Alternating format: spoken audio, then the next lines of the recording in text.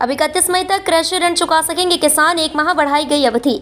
प्रदेश के सहकारी बैंकों से अल्पावधि कृषि ऋण लेने वाले किसानों को इसे चुकाने के लिए एक माह का समय और मिलेगा। सरकार ने ऋण चुकाने की अवधि को एक बार फिर एक माह बढ़ाकर 31 मई कर दिया। इसका कारण यह है कि किसानों को समर्थन मूल्य पर उपज बेचने के बाद अभी राशि प्राप्त नहीं हुई है, वहीं उपार्जन भी चल रहा है, इसलिए भुगतान की अंतिम तिथि में वृद्धि की गई है। प्रदेश में 30 लाख से अधिक किसानों को जिला सहकारी केंद्रीय बैंकों के माध्यम से सरकार बिना ब्याज के फसल ऋण उपलब्ध कराती है। चारधाम यात्रा पर मरने वाले 3 श्रद्धालुओं परिवार को मिलेगी सहायता राशि। उत्तराखंड में चारों धाम के कपाट खुल गए हैं। इसी के साथ लोगों की धाम यात्रा भी शुरू हो गई है, लेकिन इसके साथ ही पहाड़ों की सड़कों पर जाम का सिलसिला भी शुरू हो गया है। इसी जाम में फंसे रहने की वजह से मध्य प्रदेश के 3 तीर्थ यात्रियों की जान चली गई। ये तीनों लोग चारधाम यात्रा के लिए उत्तराखंड गए थे। वहां जाम में फंसे रहने के कारण इन तीनों की मौके पर ही मौत हो गई। इनकी मौत पर मध्य प्रदेश के मुख्यमंत्री मोहन यादव ने दुख व्यक्त किया है, साथ ही मृतकों के परिजनों के लिए आर्थिक सहायता की घोषणा की है। जानकारी के अनुसार चारधाम की यात्रा पर निकलने इन तीनों तीर्थ यात्रियों की मौत हार्ट अटैक से हुई है। पूर्ण बजट पेश करने की तैयारियों में जुटी मोहन यादव की सरकार। लोकसभा चुनाव जल्द ही संपन्न होने वाला है। सभी राजनीतिक पार्टियां चुनाव जीतने के लिए अपनी ताकत लगा रही है। प्रदेश के कई राज्यों में तो लोकसभा चुनाव संपन्न हो गए हैं। ऐसे ही राज्यों की लिस्ट में मध्य प्रदेश भी शामिल है, जहां पर चौथे चरण के साथ चुनाव समाप्त हो गए हैं। इसी के साथ प्रदेश की मोहन यादव सरकार अपना पहला पूर्ण बजट जुलाई में प्रस्तुत करने के लिए तैयारियों में जुट गई है। वित्त विभाग समेत बाकी सभी विभागों से मई के अंत तक प्रस्ताव भेजने के लिए कहा गया है। उम्मीद है कि मोहन यादव सरकार यह बजट 3.25 लाख करोड़ रुपए से अधिक का होगा। इंदौर नगर निगम कर्मचारियों की आर्मी जैसे ड्रेस पहनने पर विवाद तेज। मध्य प्रदेश के इंदौर नगर निगम के कर्मचारियों की आर्मी की ड्रेस पहनने का मामला तूल पकड़ता जा रहा है। इस मामले में अब कांग्रेस मुखर हो गई है। कांग्रेस ने इस प्रकरण को लेकर महापौर और निगम आयुक्त का इस्तीफा मांगा है। नेता प्रतिपक्ष चिंटू चौकसी ने कहा कि नगर निगम में महापौर और आयुक्त की हिटलरशाही चल रही है। शहर हित में जो फैसला लेने होते हैं वो सभी फैसले एक तरफा हो रहे हैं। इसमें शहर के प्रबुद्ध नागरिकों या प्रतिपक्ष को शामिल नहीं किया जाता है। आईआईएम इंदौर ने की अंतर्राष्ट्रीय साझेदारी जॉइंट रिसर्च और स्टूडेंट एक्सचेंज प्रोग्राम को मिलेगा बढ़ावा। भारतीय प्रबंध संस्थान इंदौर ने जॉइंट रिसर्च सांस्कृतिक समझ को बढ़ावा देने और बेहतर शिक्षण अनुभव प्रदान करने के उद्देश्य से 2 विदेशी संस्थानों के साथ समझौता किया है।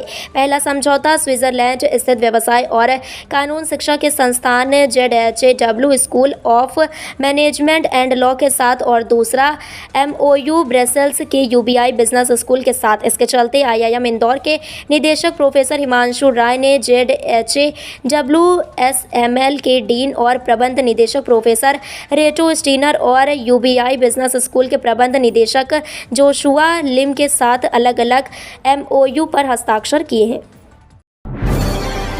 एमपी के मंत्री का श्रद्धालुओं से आग्रह, स्थिति सामान्य होने तक चारधाम यात्रा कर दे स्थगित। उत्तराखंड में चारधाम की यात्रा के दौरान श्रद्धालु बड़ी संख्या में पहुंच रहे हैं, इससे वहां जाम की स्थिति बन रही है। वहीं जाम में फंसे मध्य प्रदेश के 3 श्रद्धालुओं का हृदयाघात से निधन हो गया। उनके असामयिक निधन पर शोक व्यक्त करते संस्कृति पर्यटन मंत्री धर्मेंद्र सिंह लोधी ने कहा कि मध्य प्रदेश शासन की ओर से मृतकों के परिवारजनों को 4-4 लाख रुपए की अंतरिम सहायता राशि प्रदान की जाएगी। साथ ही उन्होंने कहा कि चारधाम यात्रा पर उत्तराखंड गए श्रद्धालुओं को किसी प्रकार से असुविधा ना हो, इसको लेकर मध्य प्रदेश सरकार पूरी तरह चिंतित है। इंडिया की सरकार बनी तो कौन बनेगा प्रधानमंत्री, दिग्विजय सिंह ने बताई मन की बात। भूपेश बघेल के बाद अब कांग्रेस के वरिष्ठ नेता और मध्य प्रदेश के पूर्व सीएम दिग्विजय सिंह ने भी राहुल राग छेड़ा है। दिग्विजय सिंह ने राहुल गांधी को प्रधानमंत्री के तौर पर चुनने के भूपेश बघेल के बयान का समर्थन किया है। दिग्विजय सिंह ने एबीपी न्यूज से की गई एक्सक्लूसिव बातचीत में कहा, राहुल गांधी प्रधानमंत्री बने यह हमारे मन की भावना है। कांग्रेस नेता ने कहा कि भूपेश बघेल ने जो बातें कही हैं वही आंतरिक भावना मेरी भी है। राहुल गांधी को लेकर हमारे मन में जो भावनाएं हैं उसे व्यक्त करने का हमें पूरा अधिकार है। उन्होंने कहा कि राहुल गांधी ने चुनाव को लेकर जितनी मेहनत की है उतना इस देश में किसी दूसरे नेता ने नहीं की है।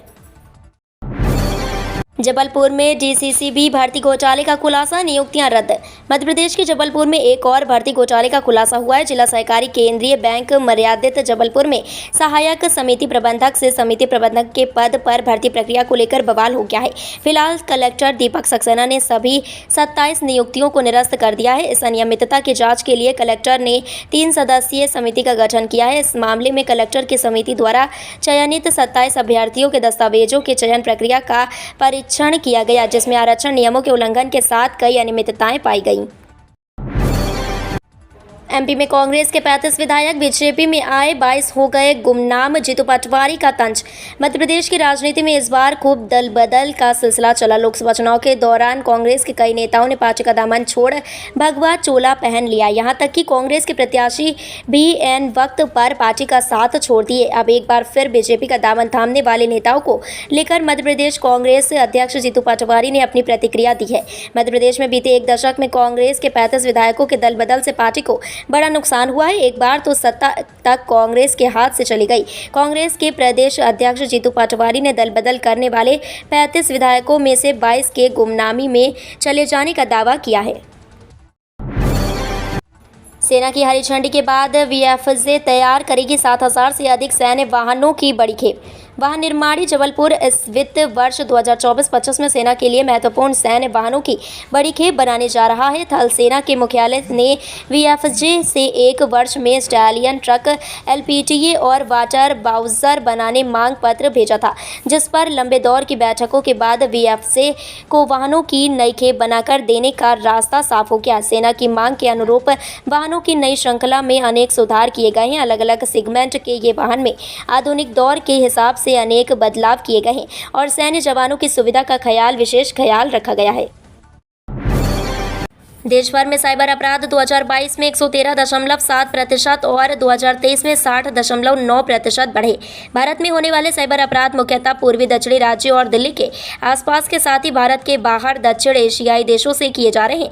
इसमें भारतीय मूल के लोग भी शामिल हैं। देश भर में साइबर अपराध संबंधित प्रतिदिन 7000 से अधिक शिकायतें आती हैं। साइबर अपराध में वर्ष 2021 की तुलना में 2022 में 113.7% तथा वर्ष 2022 के मुकाबले 2023 में 60.9% की वृद्धि हुई है। वास्तुविदों की सलाह पर भोपाल में कांग्रेस भवन के मेन गेट पर लगाया ताला। कमलनाथ के बाद अब प्रदेश कांग्रेस अध्यक्ष जीतू पटवारी ने भी मध्य प्रदेश कांग्रेस भवन में वास्तुविदों के परामर्श पर परिवर्तन किया है। भवन के मुख्य द्वार तक पहुंचने के लिए लिंक रोड क्रमांक 2 के सामने वाले जिस द्वार का उपयोग होता था उसे ताला लगाकर बंद कर दिया। इसके स्थान पर अब तक बंद रखे जा रहे दूसरे द्वार को खोला गया है। उधर भाजपा ने मुख्य द्वार के सामने वाले द्वार को बंद करने पर तंज कसा कि पता नहीं कांग्रेस के नेता यह सच्चाई कब समझेंगे कि दोष उनमें व कांग्रेस में है।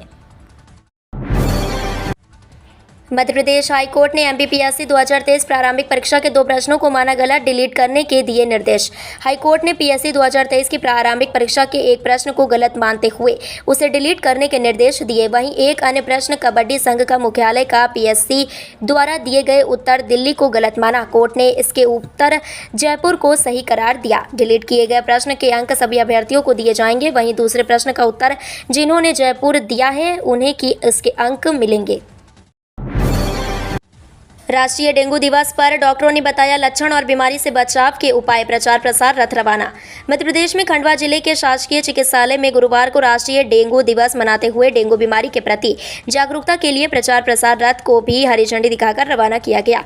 वहीं हर साल 16 मई को मनाए जाने वाले राष्ट्रीय डेंगू दिवस पर जिले के मुख्य चिकित्सा एवं स्वास्थ्य अधिकारी डॉक्टर मोहन सिंह सिसोदिया ने सभी अधिकारी कर्मचारियों को इसकी रोकथाम को लेकर शपथ भी दिलाई। बता दें कि स्वास्थ्य विभाग द्वारा जिले में डेंगू मलेरिया की रोकथाम के लिए लगातार प्रयास किए जा रहे हैं। एम्स विकसित करेगा 3D बायो प्रिंटेड स्तन कैंसर मॉडल। BIRAC से मिला 1 करोड़। कैंसर मरीजों के लिए एम्स भोपाल लगातार अलग अलग प्रयोग कर रहा है। नई नई मशीनों को लगाया जा रहा है। कैंसर को लेकर कई रिसर्च भी चल रहे हैं। इसे देखते हुए एम्स भोपाल को भारत सरकार के जैव प्रौद्योगिकी विभाग द्वारा स्थापित जैव प्रौद्योगिकी उद्योग अनुसंधान सहायता परिषद से लगभग 1 करोड़ रुपए की राशि दी है।